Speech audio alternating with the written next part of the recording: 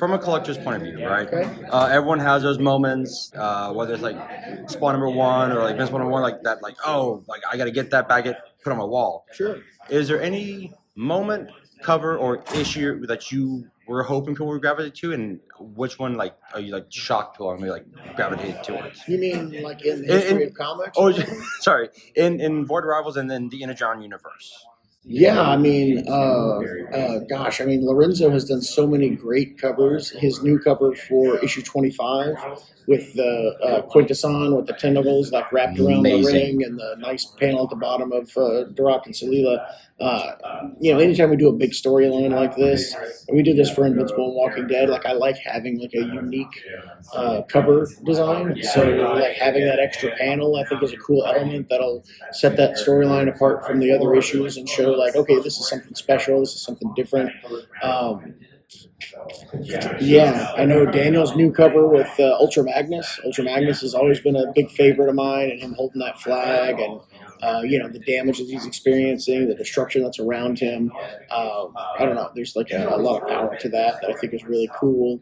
I think that Daniel's Transformers #1 cover and the way that we were able to do a corresponding Starscream version of that image for our 10th printing, the Skybound Gold edition, was a lot of fun.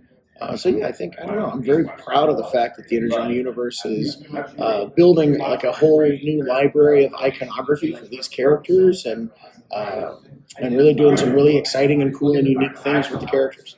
Cool. Comic books always have trends. What do you see the next 2 years as a trend for comic books? If I could see that definitively, I'd be a much more successful man. But says the man with Invincible, Walking Dead, Amazing Werewolf Man, and Void Rivals. Is there someone more accomplished? Not right now, you guys are making me blush. But no, I don't know. I think that the comics are doing really, really well, and I think that if you look at the Ultimate Universe being as successful as they are at Marvel, and the Absolute Universe being successful as they are at DC, I think it is. People are more excited and more accepting of things that are off the beaten path, that are somewhat unique. I think the ENERGON universe and those two universes have something in common, which is that it's something very familiar, that has been around for a very long time, that is presented to you in a way that is fundamentally different than it has been presented before. And I think that it's that new element that is kind of exciting to me, because I'm hoping that means there's a trend coming where people are going to be embracing new ideas and different kinds of comics in a way that we haven't traditionally as an industry. And so if we have another era, kind of like the early 90s, where completely new things like Spawn and Savage Dragon and Youngblood were just absolutely tearing the charts apart, I think that would be a really exciting time. Cool. Thank you so much. I asked Robert this. As collectors, we there's always that moment, and like you get a book, you see the cover, you see a moment, like that's the one that I gotta put on my wall. That's when I gotta frame. For you in this run, do you have a moment other than killing my second favorite Transformer? I don't know, but like, is there a moment where you're like, shit, I hope everyone puts that like on their wall? As far as art goes or story? Both. I mean, either, man. That's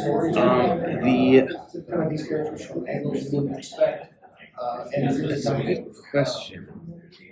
I really love the hospital scene in issue 4 of Transformers. It was really hard to draw. I spent a lot of time on it, so I guess I kind of want that to be recognized. That would be really cool.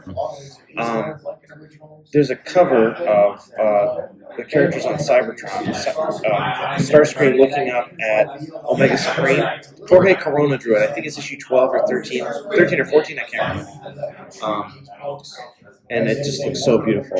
So beautiful that I've actually ripped it off from one of my comps and pasted it onto my studio door. So literally, that is the moment that you have on your wall. I really love it. There you go. Yeah, really, really great. I'll see if I can get this question out without you spoiling anything. Sure. First off, the origin of Starscream was so heartbreaking. I had to read that issue like 2 to 3 times just to really get it. But at Kev First, we do love like going through like old long boxes. Is there a hidden key that we don't know yet, that you planted like a seed that we're gonna see later on? As far as Characters, like in like your Transformers run, did you plant a seed that we'll see later on? well, you guys are up to date. So definitely the Arc and Thundercracker and Skywarp are gone, and that'll be followed up on. I don't know if it's seed though. There's nothing secret that I've hidden. I can honestly say. Okay. You guys should have lied. You'll see it. You'll know when you see it. You know, you'll know when you see it. But not really. Okay. I'm just what you see is what you get, and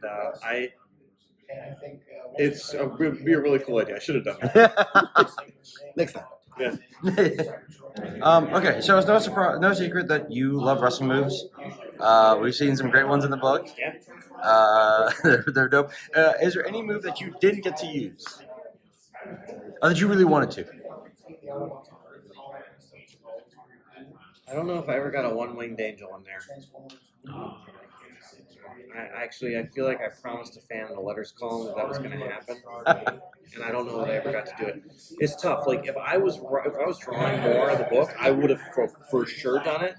But honestly, like I know Jorge's not necessarily into wrestling, and this poor guy. You know, I'm like, oh, he does a stunner. I'm getting a text like, what is a stunner? You know, so I was actually like including wrestling gifs in the script because it's like a Google Doc, you know, so it animates in the script, you know, and my Google storage is running out of space because I have a bunch of wrestling gifs in there for Jorge to look at. So, sorry, Jorge, you did an amazing job. And honestly, let's just say I gave Jorge a break by not asking him to do some crazy Kenny Omega one-winged angel move.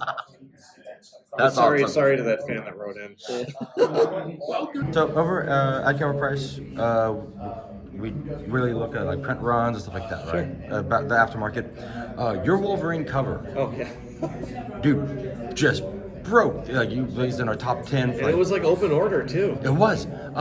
When that hit as big as it did, Sure. and we actually had you in our final order cutoff, new comic book day. Like you need to get this cover. Get this cover. Sure. And then what happens? No one could get that cover because it went like that because it was so hot. Yeah. Were you shocked, and how did you feel when they're like, oh, we're going to second print it because everyone wanted this? Well, I don't want to sound like a butthead. I'm not shocked at all. I mean, like I drew that cover and I was like, this is a home run. This doesn't happen all the time. Yeah. I don't sit and draw covers and be like, yep, I did it. I don't. That does not happen that often. When I drew that Wolverine cover, I was like, yep, I did it. I like literally said it out loud. And actually, I told my editor at Marvel, I was like, I need to see the final actual PDF that you're sending to the printer to make sure that nothing gets in the way. Because they were like, maybe going to put the logo in front of his hair. And so I literally, the hair that's in front of the logo, I did digitally after the fact to make sure that it would look just right in print because I knew just how important that crap was. I almost said the S word, sorry. Well, look. I mean, first and second print, it was to go back to wrestling. It was banger after banger. I mean, dude, it was great. I appreciate that. You're very welcome. It means a lot. And I worked really hard on that cover too. And the shows, like the Yeah. detail and everything was Heck yeah, man. chef's kiss. It means a lot. Thank you. You're welcome. So Hasbro, G.I. Joe Classified came out, and then G.I. Joe the Combo came out.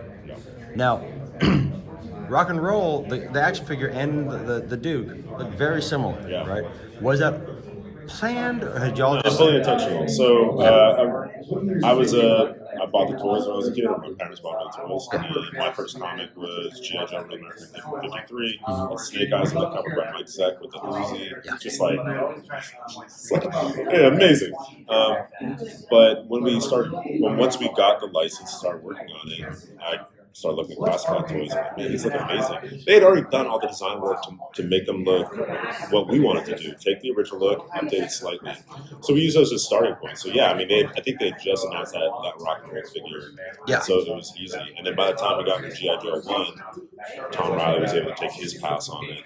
and kind of make it more energon. But yeah, I mean, you know, we love the work of those guys, and we talk with them a couple times a year to let them know what we're doing, share designs. They let us know what's coming up from there. And we actually, about a year ago, Lenny told us about an upcoming figure, and I talked to Josh after. It was like, oh, they're doing this. There's a way to do this. And so next year that character will show up, and it's fully due to like the toy team told us, like, that's an awesome idea, so let's do it. And we told them yesterday, and they were like, okay, let's talk some more. So, you know, they probably won't come out at the same time. That's never the goal. These aren't toy ads, but there's so much artistry in what they're doing that we just want to support them. So, yeah. Okay. So, Expansion to the partnership. We've always just wanted controlled growth of the ENERGON universe. Like these 3 books are the pillars. I think the line can support a little more, but not too much more. I think the introduction of a map tracker is the first step towards that, but it's still map tracking the individual. You know, like you saw the approach we've done to other franchises.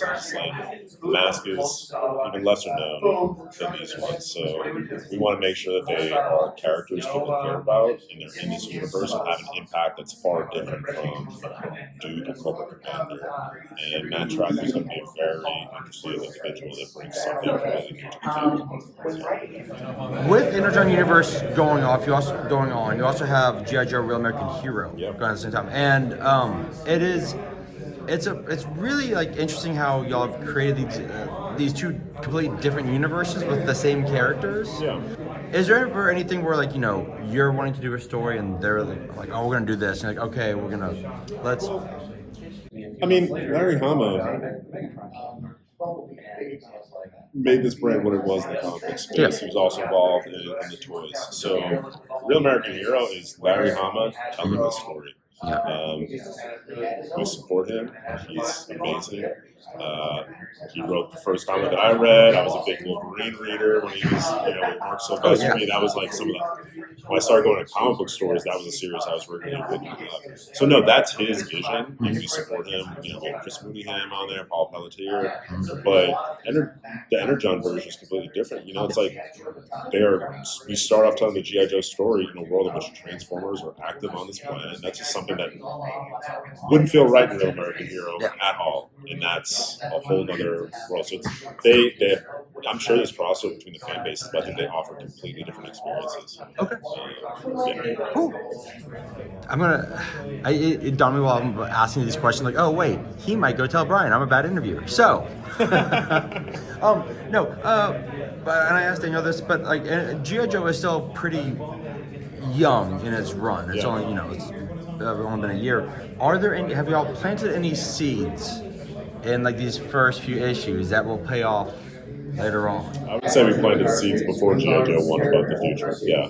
I mean, again, we go back to Invincible and not even just Invincible. I think we were all inspired by mostly 80s and 90s Marvel Comics, this kind of stuff.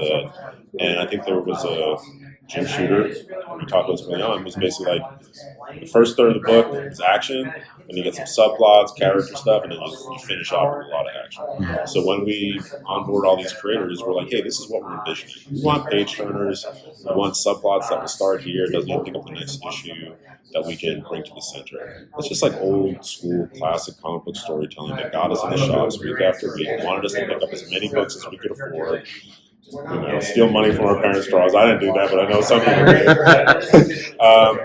And just kind of engage people in that old school feeling. I think there was a period of time in which people were writing for the trade, and that had its appeal because it felt more, like a well-crafted TV show. But we want these comics to feel like comics, and we want you to finish that and be like, I need the next one right now.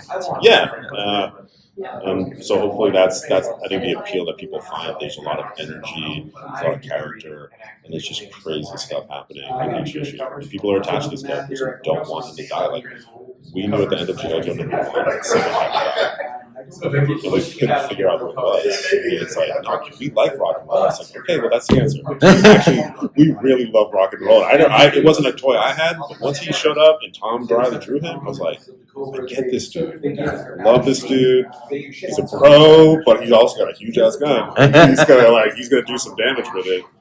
and then he dies heroically, and it's like he's not coming back. There's no way you can bring him back, and that really sucks. No, You I read that issue like 3 times. No, wait, I'm missing a page here. That was so good. But I mean, the crux of the issue was Cobra has crafted energon weapons. They have just changed the game on the face of the earth. Like, military power is going to be completely different from now on, and we just want to see that evolution of how energon changes the earth and what that fight over it does. Which is cool.